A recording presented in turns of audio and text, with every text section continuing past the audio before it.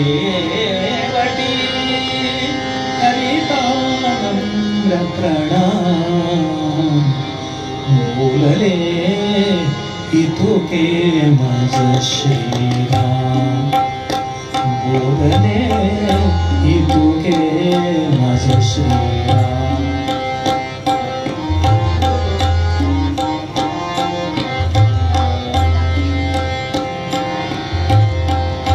अयोध्येस तू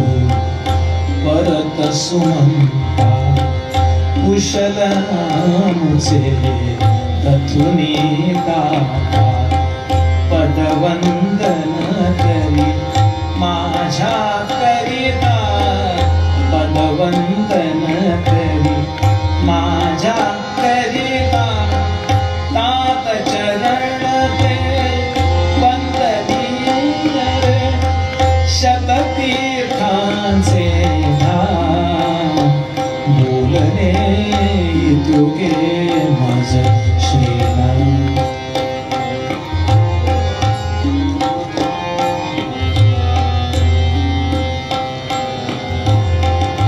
अंतपुरी त्या दोघी माता अतीव दुःखी असतील सुता धीर देई त्या धरुणी शांतता धीर देई त्या धरुणी शांतता सौख्य आमुचे सांगून त्यांच्या शोका देई विराम बोलणे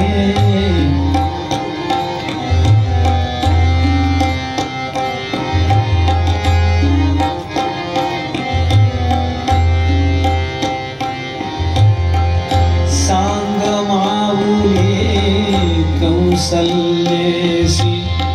सुखात सीता सुतवनवासी पूजित जातो नित अग्नीसी पूजित जातो नित अग्नीसी तुझी श्रवणी सदा सावा मुनिवर घोषित सा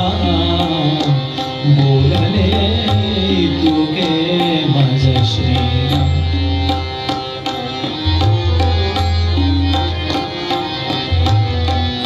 कौसल्ये आई वडीलपणाची जाणीव सोडून सवतीशी खरी वर्तन जननी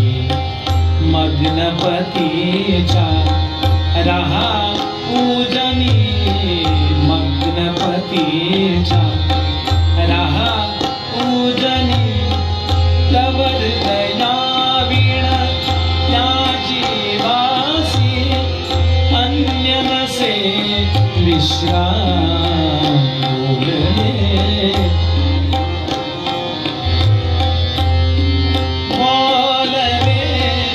इतुके माझ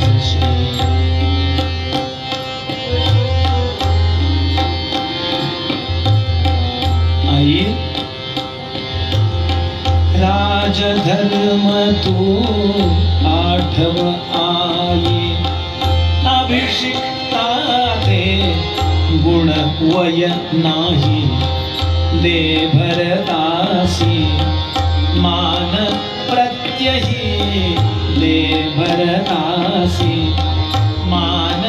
प्रत्यही पडव सुमंता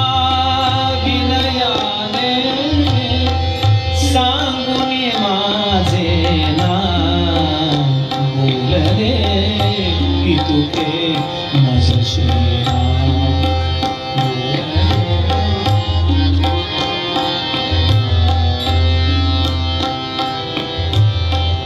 सांग जाऊनी कुमार भरता हो युवराजा श्रीकर सत्ता प्रजा जनावर देवी ममता प्रजा जनावर देवी ममता सुखाचा अखंड घेई मनी राही निष्काम बोलले तुके मज श्रीराम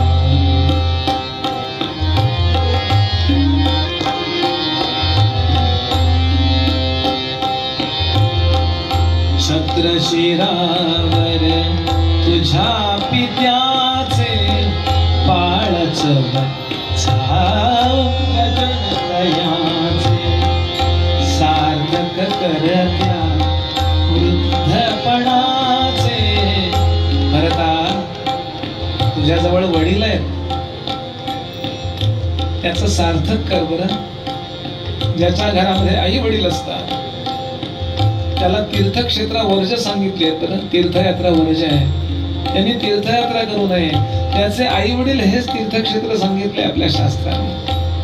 आणि वडिलांचा सन्मान न ठेवता जो पंढरपूरला जातो पांडुरंग त्याच्याकरता डोळे मिटून घेतो.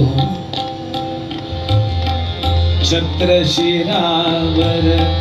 तुझ्या पित्याचे पाळच वचन तयाचे सार्थक करत्या वडीलपणाचे सार्थक करत्या वडीलपणाचे राजनीतीने करुण वाढवी रघुवंशाचा मान बोलले तुके मज श्रीराम.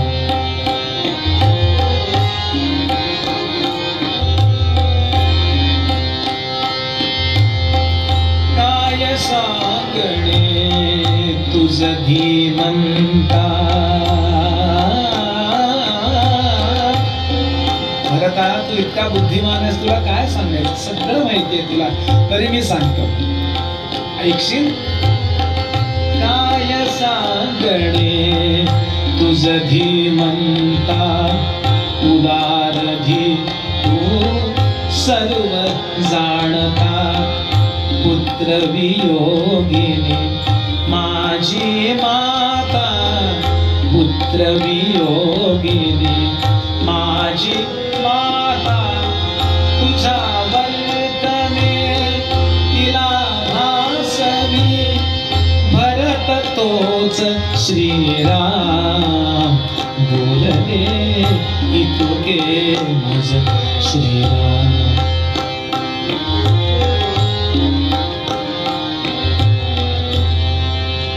बोलत बोलत